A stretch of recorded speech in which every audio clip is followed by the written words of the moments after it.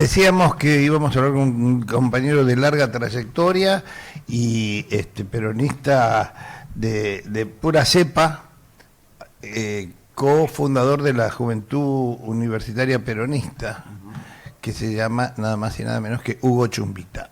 Hugo, ¿cómo estás? ¿Qué tal? ¿Qué tal? Buenas tardes. Muy bien, che. Me alegro mucho porque teníamos muchas ganas de charlar con vos. Hoy es un día muy particular porque venimos diciendo en el programa que es el día del nacimiento del general Perón, ¿no? 130 años. Y queríamos unas reflexiones tuyas en torno a, bueno, a los orígenes de Perón y cómo llega, un poco lo que tengas ganas de contarnos, ¿no?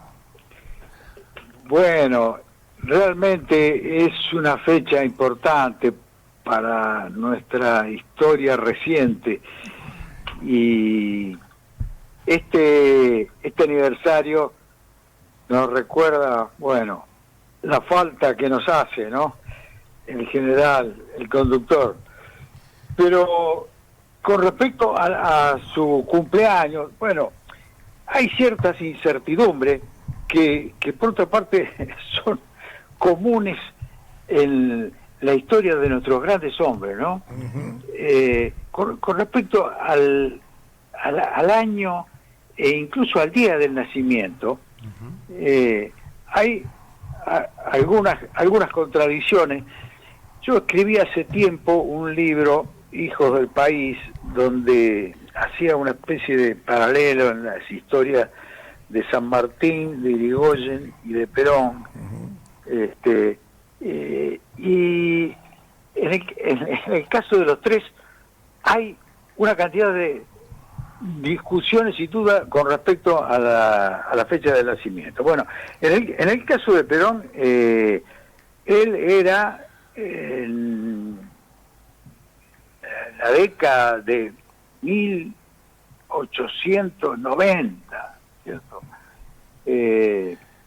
Cuando recién se estaba organizando el registro civil, fue anotado por su padre como nacido el 8 de octubre de 1895.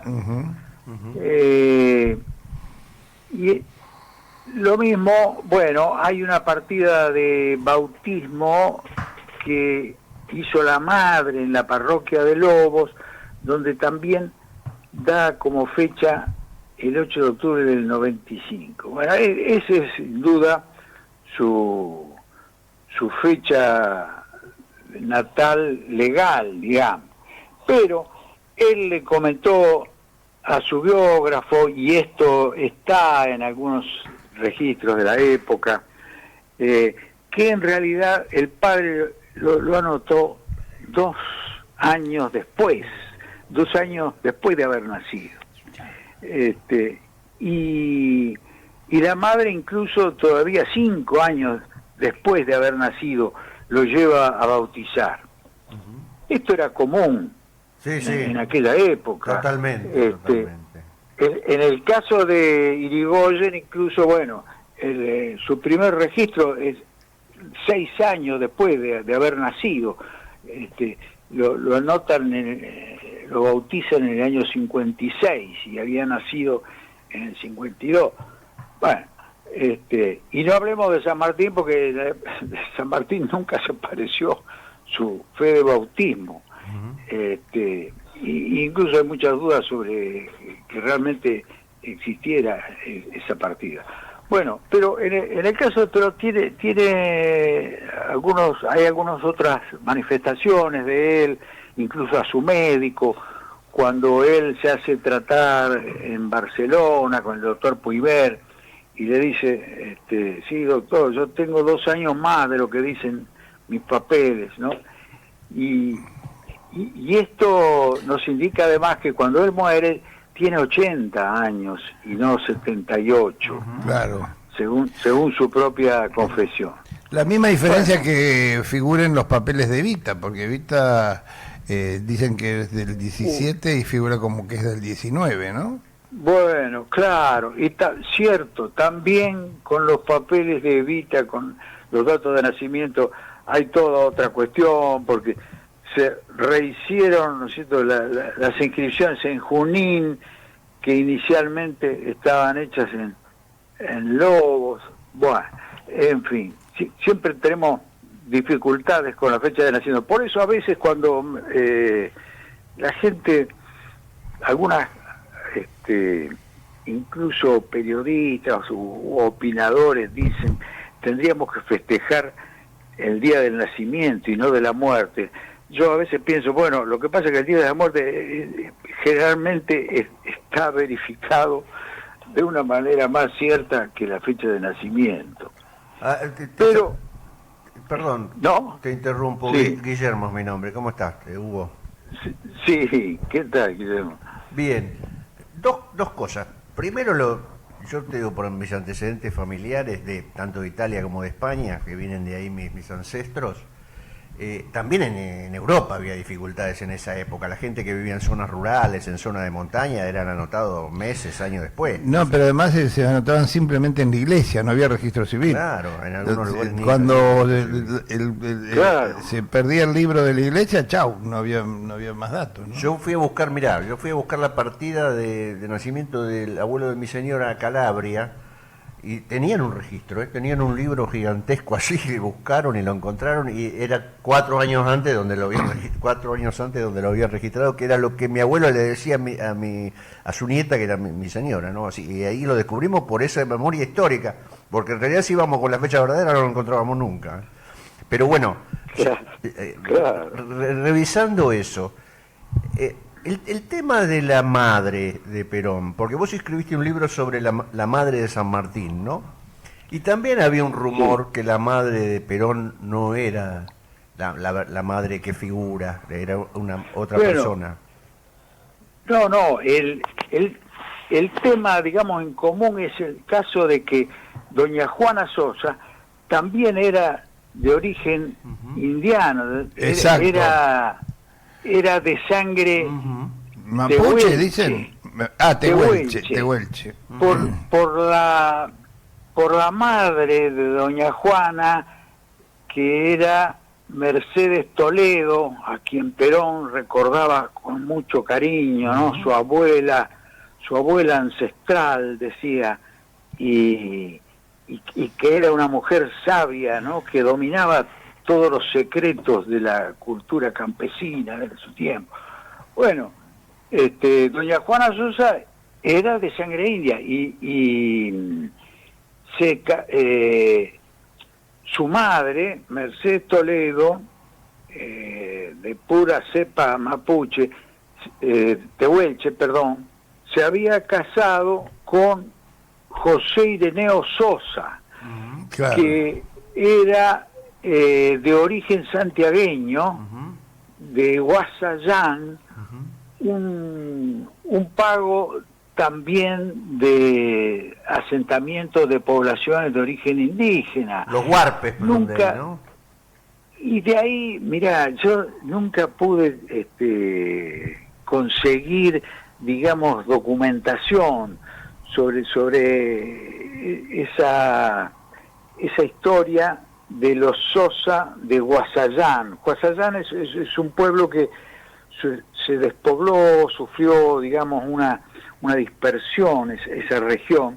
Es una región de Santiago del Estero contigua a Catamarca, Sí. ¿no? Y allí, seguramente, don Juan Ireneo Sosa también era de sangre india. Y lo más curioso de la historia de él es que fue amigo, parcero de Juan Moreira, ¿no? E incluso parece que muere a causa de un enfrentamiento con la policía, que andaba buscando en aquellos años nada menos que a Juan Moreira. Bueno, Juan Moreira es de ahí, de la zona de Lobos, ¿no? Donde transcurre Claro. gran parte de su historia.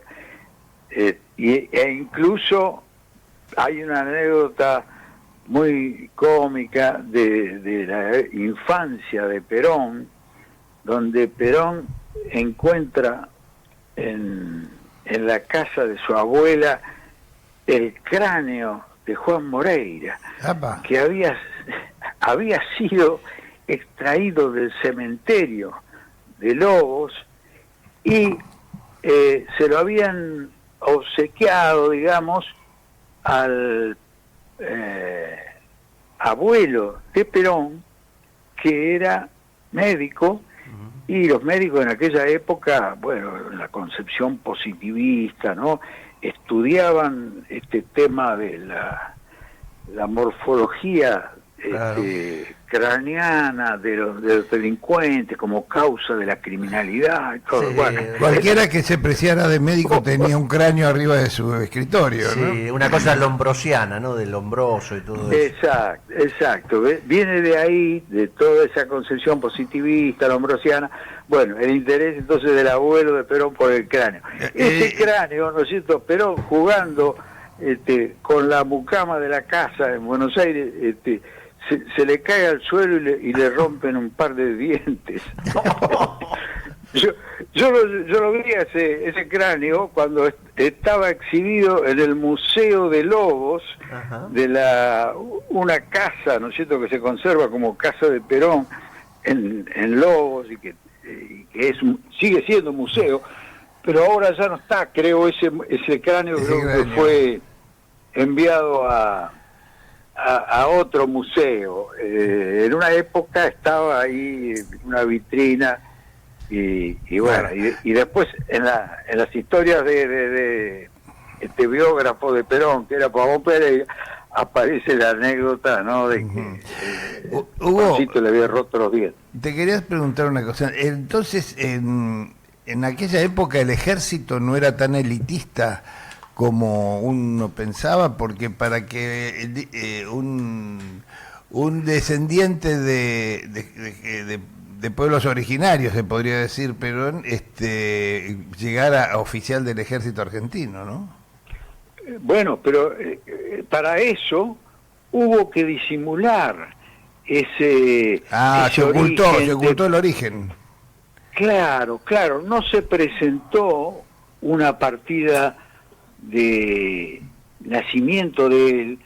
¿Por qué? Porque él tenía una partida de nacimiento donde el padre lo había anotado como hijo natural, y la partida de bautismo la madre lo había anotado como hijo natural, y ellos se casaron después de el nacimiento de sus dos hijos, o sea que los legitimaron en el mismo acta de casamiento. La abuela de Perón lo agarró a don Mario Tomás y le dijo: no puede ser, tenés que casarte con Juana, y los hizo casar, y ahí es cuando los legitiman claro. Eso era Avelino. muy común, era eso.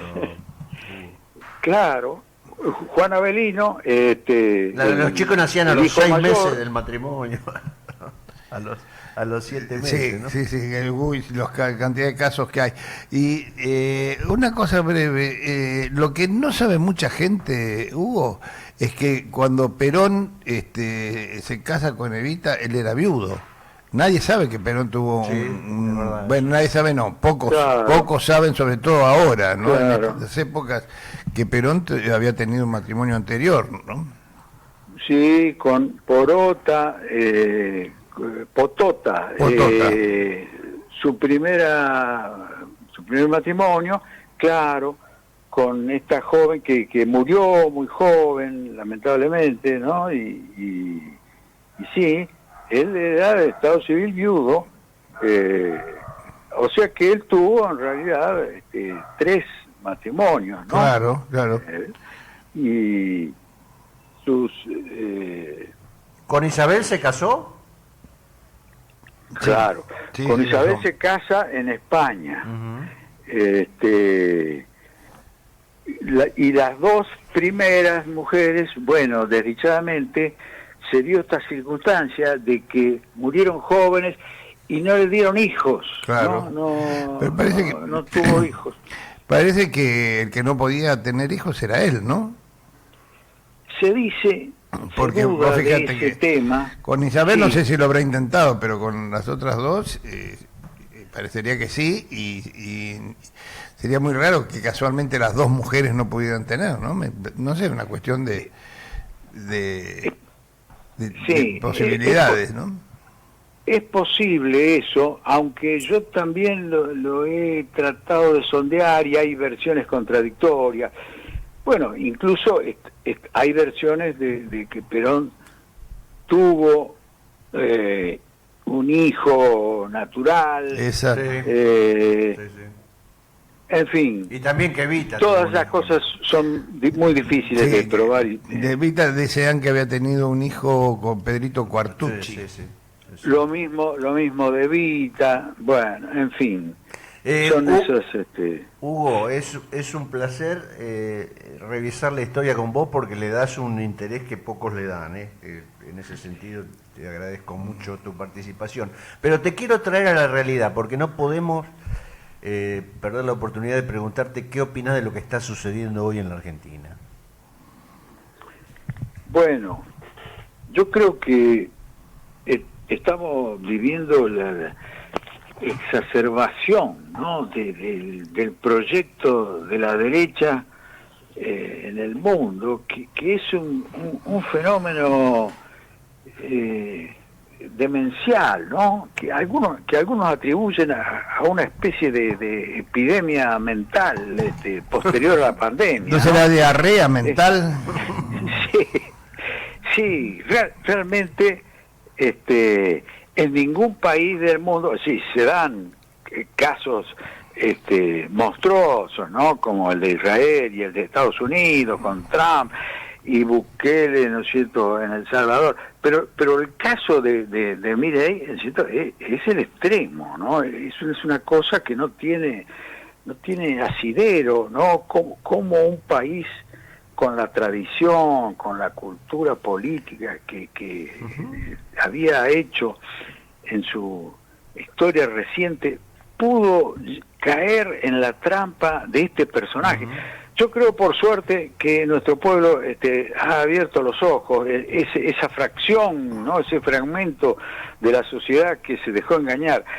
Yo creo que está abriendo los ojos y todo indica de que, bueno, como pasó en la elección de la provincia de Buenos Aires, en la próxima elección nacional se va a dar una gran rectificación, pero evidentemente hubo una masa de población que cayó en la trampa de esta derecha mediática, tecnocrática, de las redes, ¿no? Es un fenómeno peligroso, pero se apoya por en el algo efecto sobre los... Hugo, se apoya en algo que conocemos.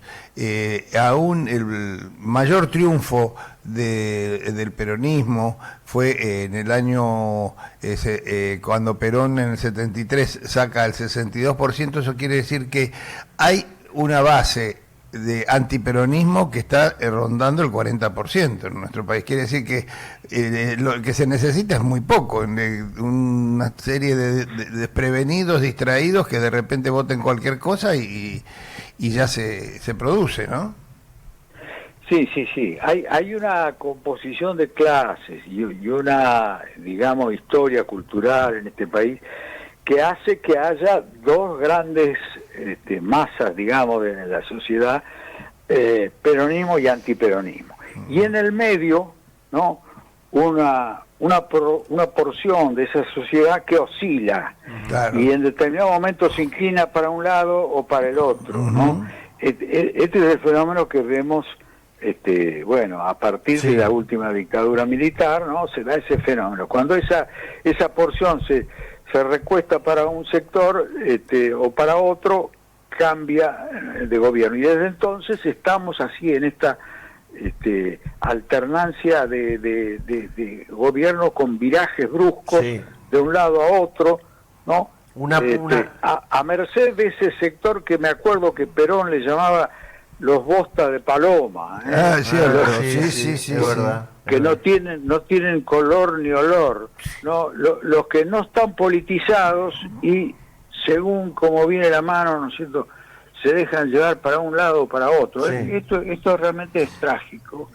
Pero hay un fenómeno, brevemente, perdón, Guillermo, hay un fenómeno que creo que nunca fue más desinformada la juventud que la juventud actual.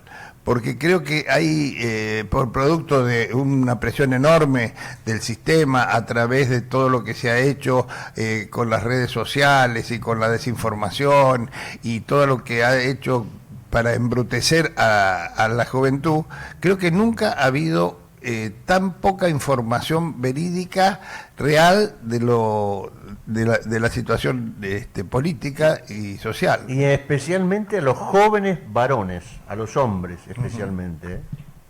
Sí. Bueno, yo creo que después de la época del proceso militar, ¿no? Se ha ido acentuando un fenómeno de marginalidad que no existía en otras épocas y que produce esa masa de jóvenes que están completamente desinformados, disponibles, ¿no?, para cualquier aventura. Tal cual. Y lo veo también como docente a veces, ¿no?, lo mal preparados que vienen muchos jóvenes, ¿no?, que llegan a la universidad pero que no tienen realmente una sólida formación de sus etapas anteriores, ¿no?, de educación. También es el problema, yo creo, de la educación y de la culturización, ¿no?, política, que se debe dar a través de la escuela. Bueno, Hugo, te agradecemos muchísimo tu participación en el programa. Reitero, es un gusto escucharte hablar de historia y también es un gusto escucharte hablar de la actualidad. Hugo, Bueno. sé que estabas con algún problemita de salud, pero que te vas a recuperar rápidamente y te invitamos a que vengas un día al estudio. Así podemos charlar largo y tendido con vos sobre tantos temas que manejás de manera tan profunda, ¿no? ¿Cómo no? Lo podemos hacer y será un gusto para mí seguir charlando con ustedes. Un abrazo fuerte. Te voy a despedir con una canción que no es tan conocida, La Marcha de la Juventud Peronista, que tiene que ver con tus inicios, que la cantó Dolores Solá en el Centro Cultural Kirchner, recreándola un poquito, y bueno, te voy a despedir con eso. Hasta pronto, Hugo. Gracias, chao. Dale, Dey, vamos con La Marcha de la Juventud Peronista, que tiene la misma música que la Marcha Peronista, te voy a decir, pero con otra letra. Dale.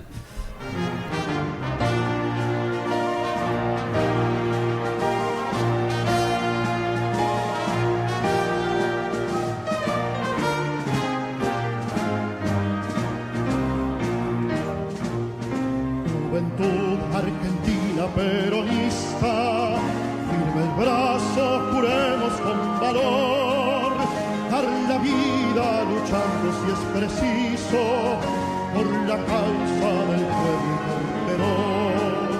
Levantemos en alto, compañeros, las banderas que el líder nos legó y elevemos al cielo nuestras voces, dando un grito de todo corazón. Aquí somos nosotros, muchachos del Perón, juventud, corazón, revolución. Por una patria justa, libre y soberana, por nuestra noble causa y la liberación. Por la memoria eterna de Evita Capitana, es siempre nuestro lema, la vida por Perón. Por la memoria eterna de Evita Capitana, es siempre nuestro lema, la vida por Perón. Juventud argentina peronista, cuando se oiga el llamado del clarín, voz de bronce sonora de